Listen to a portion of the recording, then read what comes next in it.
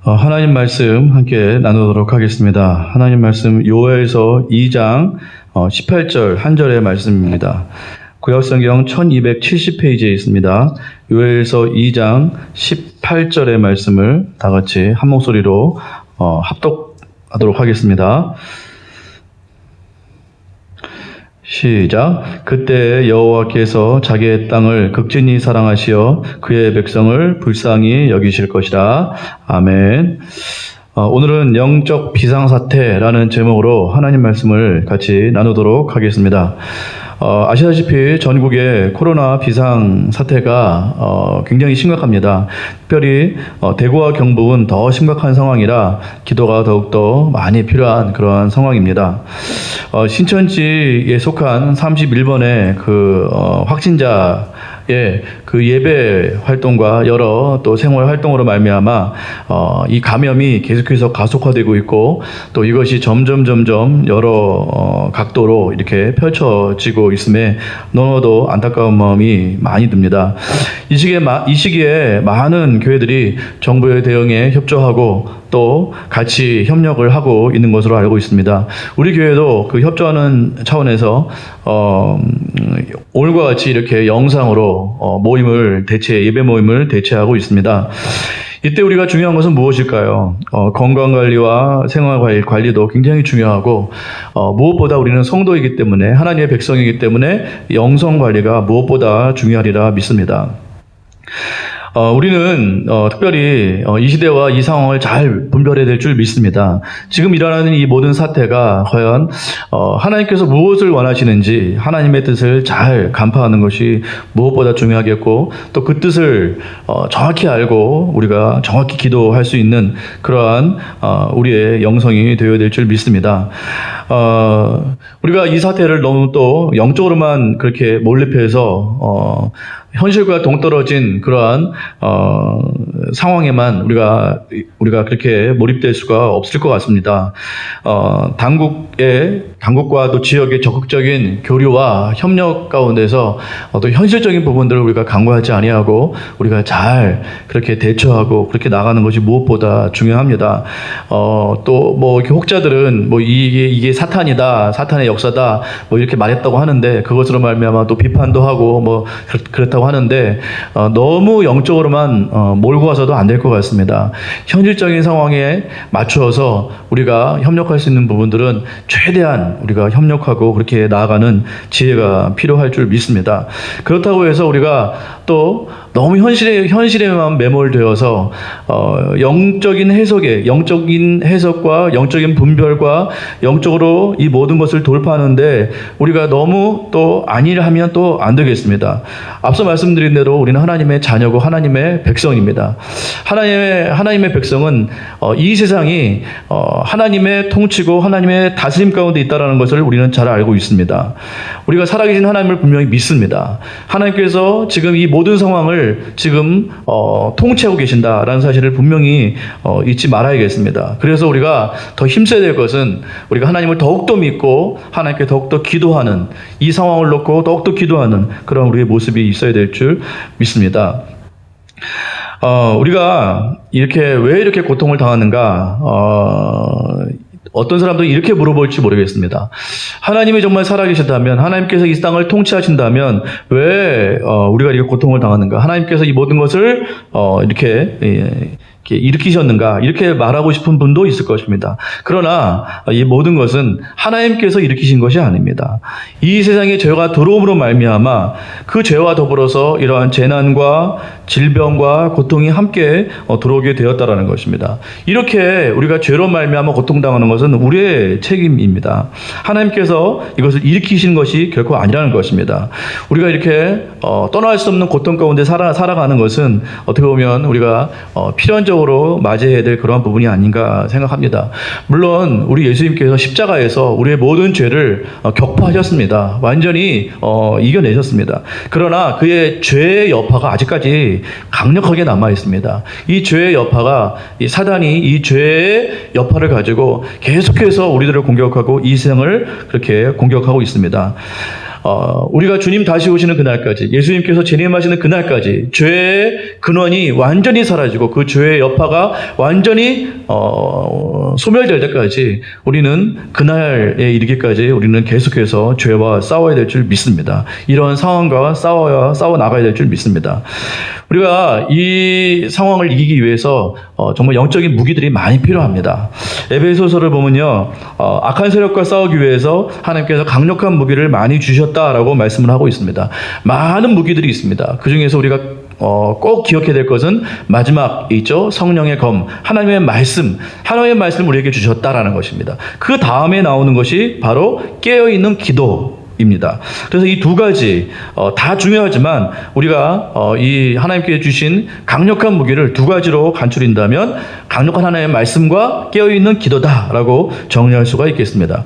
에베소서 6장 18절 말씀을 제가 읽어보도록 하겠습니다.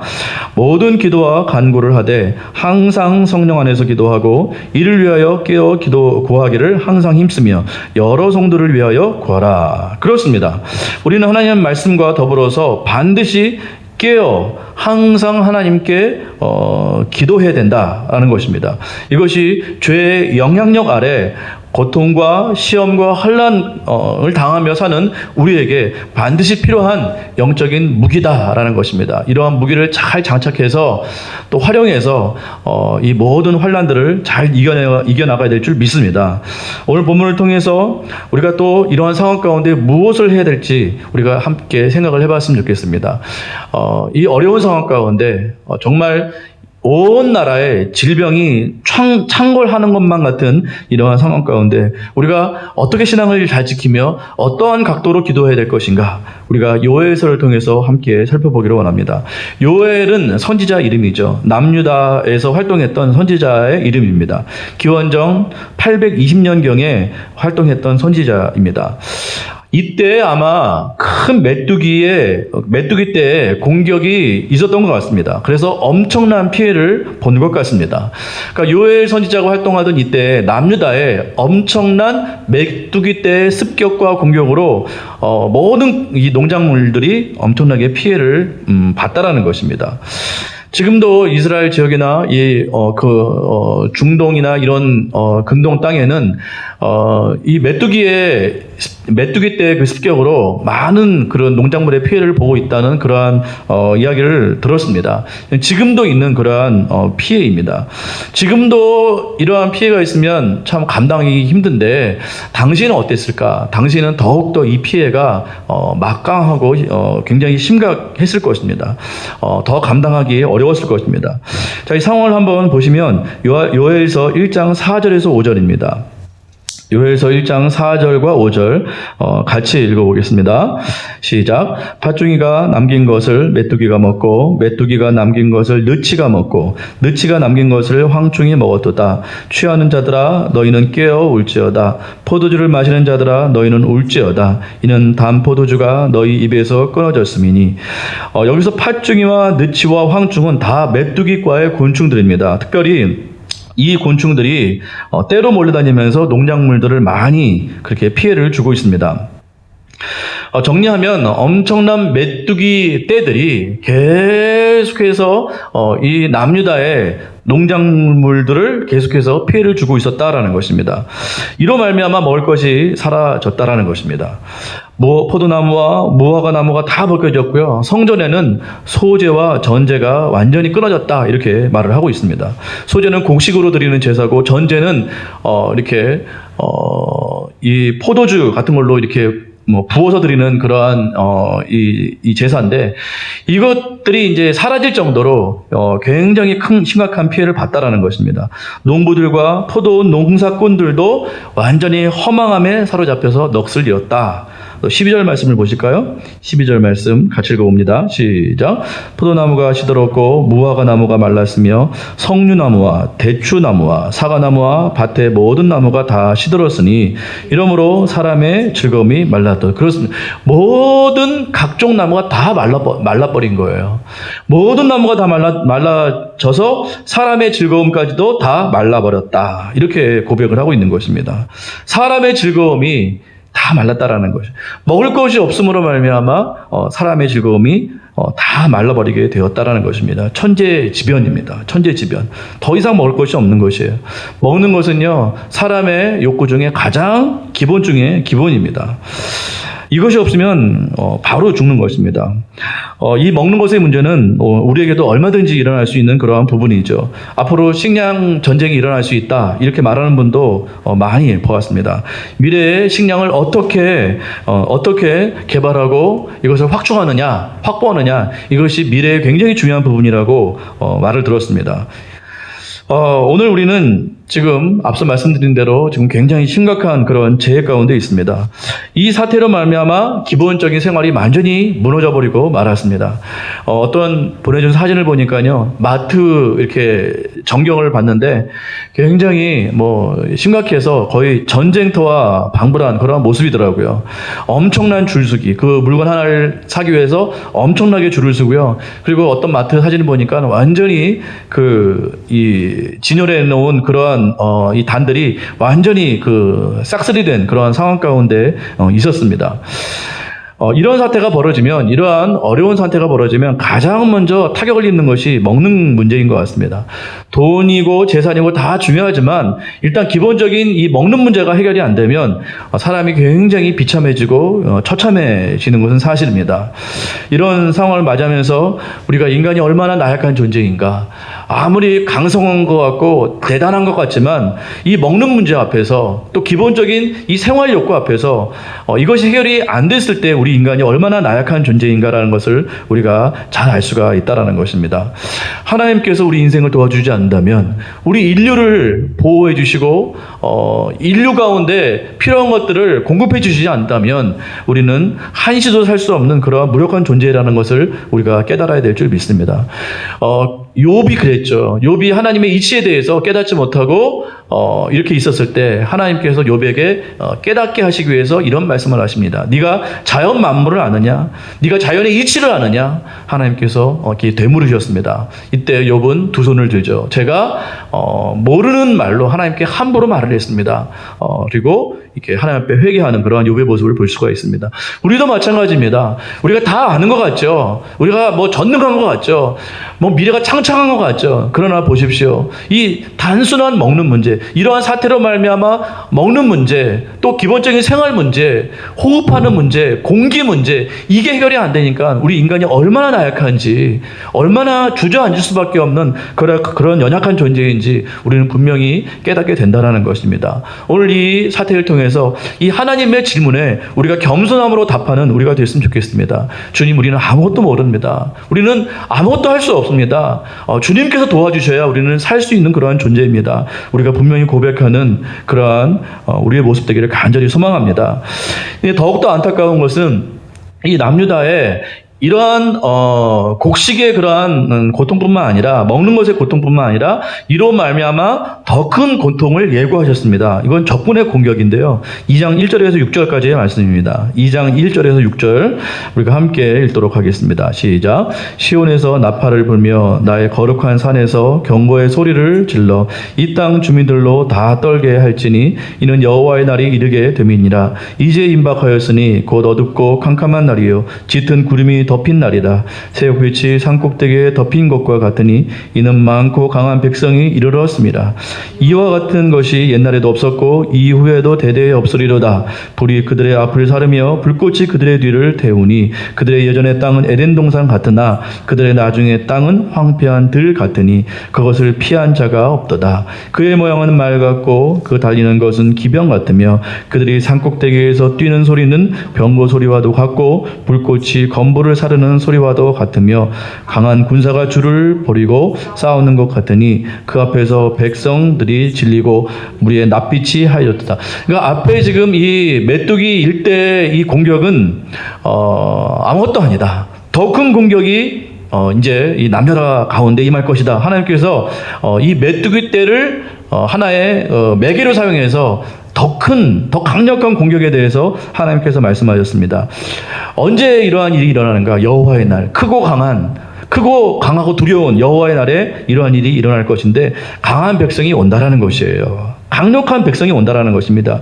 그들은 기병이고 그들은 병거이고 강한 군사라는 것이에요. 그들이 이 땅을 점령할 것인데 예전에는 에덴 동산 같았다면 지금은 완전히 처참한 황폐한 들 같은 그러한 땅과 같이 될 것이다.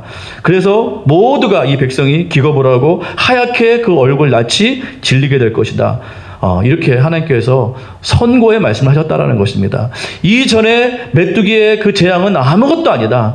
이후에 당할 이 강한 이 백성, 이 군사의 공격은 그건 굉장히 강력한 공격이고 완전히 황폐한 땅이 돼버리고 말 것이다. 하나님께서 강력하게 경고하셨습니다. 이것은 아마도 기원전 586년에 몰아닥칠 바벨론의 그 공격, 함락을 예고하신 그 말씀이라 생각이 듭니다. 엄청난 일이죠. 이것을 하나님께서 이 메뚜기 때의 재앙을 통해서 미리 지금 경고하고 있다는 것입니다. 이때 이 백성들이 이것을 깨달아야만 됐었습니다. 깨닫고 회개하고 주님께 돌아가야만 됐었습니다. 경고의 말씀 앞에 하나님께서 솔루션을 줍니다. 너희가 이렇게 하면 내가 혹시라도 이 모든 재앙을 피하게 할 수도 있다. 하나님께서 이와 같이 말씀을 하셨다라는 것입니다. 자, 어떻게 이들은 깨달아야만 될 것인가? 2장 12절 14절 이들의 행동 지침입니다. 이렇게 엄위한 하나님의 경고 앞에 이들은 어떻게 이 상황을 대처해야만 됐었을까? 2장 12절 14절 다 같이 읽어보겠습니다. 시작. 여호와의 말씀에 너희는 이제라도 금식하고 울며 애통하고 마음을 다하여 내게로 돌아오라 하셨나니 너희는 옷을 찢지 말고 마음을 찢고 너희 하나님 여호와께로 돌아올지어다. 그는 은혜로우시며 자비로우시며 노하기를 더디하시며 이내가 크시사 뜻을 돌이켜 재앙을 내리지 아니하시나니 주께서 혹시 마음과 뜻을 돌이키시고 그 뒤에 복을 내리사 너희 하나님 여호와께 소제와 전제를 드리게 하지 아니하실는지 누가 알겠느냐. 이게 요점이 이렇습니다. 너희가 이제라도 하나님의 간곡한 이 표현이죠. 이제라도 금식하고 울며 애통하고 마음을 다하여 여호와께로 돌아오라는 것입니다. 이게 솔루션이에요. 다른 것이 솔루션이 아니라 이것이 정말 강력한 해결 방안이라는 것입니다. 너희가 이전에 메뚜기 때에 공격을 당했지. 그래서 너희가 살 수가 없었지. 너희가 울었지. 애통해하고 고통당했지. 이제 앞으로 더 큰 공격이 임할 것이다. 강한 백성, 강한 군사, 병거, 기병들이 몰려와서 너희 땅을 이전에 에덴 동산과 같았던 너희 땅을 완전히 황폐한 들로 만들 것이다. 이때 너희는 더 큰 고통 가운데 울며 그게 신음하게 될 것이다. 이 상황 가운데 너희가 해야 될 것은 바로 이것이다. 이제라도 금식하고 울며 애통하며 마음을 다하여 여호와께로 돌아오라는 것입니다. 그러면 이전에 이스라엘 백성들, 이 유다 백성들은 하나님께로 돌아오지 않았다라는 것이에요. 그 마음이 하나님께로 돌아오지 않았다라는 것입니다. 하나님께 있지 않았다라는 것이에요. 그러므로 너희가 돌아오라는 것입니다. 하나님께로 돌아오라. 이것이 진정한 솔루션이라는 것입니다. 우리가 지금이라도 하나님께로 돌아가야 될 줄 믿습니다. 지금 우리의 삶은 어떻습니까? 우리가 하나님과 지금 가까이 있습니까? 아니면 하나님과 지금 멀리 있습니까? 우리가 하나님께로 지금 돌아가야 될 그런 상황 가운데 있습니까? 우리는 지금 어떻게 살고 있습니까? 우리의 영적 상태는 지금 어떤 상황 가운데 있습니까? 하나님께서 이 요엘서를 통해서 우리에게도 하시는 말씀은 우리가 포도주에 취해 있다라는 것입니다. 너희는 포도주에 지금 취해 있다. 세상의 것들에 지금 취해서 살고 있다. 지금 우리에게 이와 같이 말씀하고 있다고 저는 믿습니다. 너희는 포도주와 같은 그러한 세상적인 것들에 완전히 취해서 살고 있다. 하나님이 전부가 아니다. 너희도 하나님께 돌아와야 된다. 오늘 이 시간 이 사태 가운데 우리에게 강력하게 하나님께서 하시는 말씀이라고 저는 믿습니다. 어떤 분들은 아니라고 생각할지 모르겠습니다. 저는 정말 열심히 살고 있습니다. 정말 치열하게 살고 있습니다. 근데 제가 왜 잘못됐습니까? 라고 말을 할 수도 있겠습니다. 그러나 누가복음 21장 34절에서 36절은 이렇게 말하고 있습니다. 다 같이 찾아보시겠습니다. 누가복음 21장 34절에서 36절까지의 말씀입니다. 같이 한번 찾아서 읽도록 하겠습니다. 다 같이 읽습니다. 시작. 너희는 스스로 조심하라. 그렇지 않으면 방탕함과 술 취함과 생활의 염려로 마음이 둔하여지고 뜻밖의 그날이 덫과 같이 너희에게 임하리라. 이날은 온 지구상에 거하는 모든 사람에게 임하리라. 이러므로 너희는 장차 올 이 모든 일을 능히 피하고 인자 앞에서 서도록 항상 기도하며 깨어 있으라 하시니라. 아멘.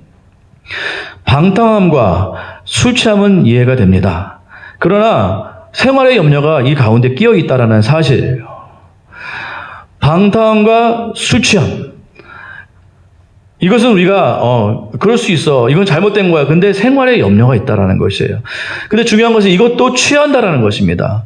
우리는 세상에 너무 많이 함몰되어 있습니다. 영적으로 깨어있지 못하는 것이에요. 사탄이 우리를 방탕하게만 그렇게 공격을 하나요? 사탄은 굉장히 교활합니다. 우리는 사탄에 공격하면 진짜 어떤 방탕함, 술 취함, 막 이렇게 막 왔다 갔다 함, 뭐 이런 것만이 사탄의 공격이라고 생각하는데 사탄의 세 번째 공격을 보십시오. 생활의 염려라는 것이에요. 생활의 염려. 이 생활의 염려가 우리로 하여금 둔감하게 만든다라는 것입니다. 하나님을 찾지 못하도록 만들게 한다라는 것입니다. 우리로 하여금 하나님이 전부이지 못하도록 그렇게 우리 가운데 그렇게 역사한다라는 것입니다. 그러한 자들에게는 하나님의 그 날이, 예수 그리스도의 그 재림의 날이 뜻밖의 덫과 같은 날로 임하게 된다라는 것입니다. 뜻밖의 덫과 같이 그들에게는 임하게 될 수밖에 없다라는 것이. 방탕한 사람들, 술 취한 사람들, 생활의 염려로 완전히 둔감해져서 하나님을 찾지 않고 하나님으로부터 멀리 떠난 사람들은 그 날이, 우리 하나님께서 임하시는 그 날이, 예수님께서 임하시는 그 날이 뜻밖의 날, 덫과 같이 그들 가운데 임하게 된다라는 것입니다. 이것은 감당할 수 없는 그러한 것이죠. 우리가 그러한 날이 되지 않기 위해서 뭐라고 말씀하고 있습니까? 온전히 서도록, 하나님 앞에 온전히 설 수 있도록 항상 뭐하라? 기도하고 깨어 있으라는 것이에요. 기도하고 깨어 있으라. 항상 기도하고 깨어 있어야 된다라는 것입니다. 그러므로 항상 기도하고 깨어 있는 이것이야말로 우리가 지금 이 사태 가운데 우리가 할 수 있는 가장 중요한 영적인 솔루션이다, 해결 방안이다라고 말씀을 드릴 수가 있다라는 것입니다. 우리는 세상을 피해서 살 수는 없습니다. 세상 가운데 살아야 됩니다. 또 열심히 살아야 됩니다. 정말 돈도 열심히 벌어야 되고요. 재테크도 열심히 해야 되고 맡겨진 그 소임을 잘 감당해야 됩니다. 또 가정도 잘 돌봐야 됩니다. 부모님도 잘 모셔야 되고 자녀들도 정말 잘 교육시켜야 됩니다. 또 여러 가지 여가생활도 왜 안 해야겠습니까? 다 해야 되죠. 그리고 여행도 다 잘 다녀야 됩니다. 또 때로는 맛집도 가야 되죠. 다 잘못됐다고 말하는 것이 아니에요. 그런데 중요한 것은 이러한 모든 생활이 하나의 염려가 되어서 우리를 사로잡아서 우리로 하여금 취하게 만든다라는 것입니다. 취하게. 그것만이 전부가 되도록 그렇게 만든다라는 것입니다. 여러분 취한 사람 봤습니까? 정신을 못 차립니다. 거기에 완전히 함몰되고 매몰되어서 주위의 일을 못 돌아보는 거예요. 그래서 이 사람이 막 찾길도 나가고 막 사람하고도 부딪히고 완전히 이게 주의가 없잖아요. 이런 상황과 똑같다라는 것입니다. 완전히 생활에 취해서, 생활의 염려에 취해서 하나님의 온전하시고 기뻐하시는 뜻을 분별하지 못하는 그런 상황 가운데 있다라는 것입니다. 우리가 열심히 사는 목적이 무엇일까요? 하박국 말씀에 보니까 이렇게 말씀하고 있습니다. 세상이 더욱더 강폭해질 것이지만 의인은 어떻게 살아야 된다고요? 오직 믿음으로 살아야 된다는 것이에요. 세상은 분명히 강폭해질 것입니다. 그러나 의인은 오직 믿음으로 살아야 된다. 이렇게 말씀을 하고 있다는 것입니다.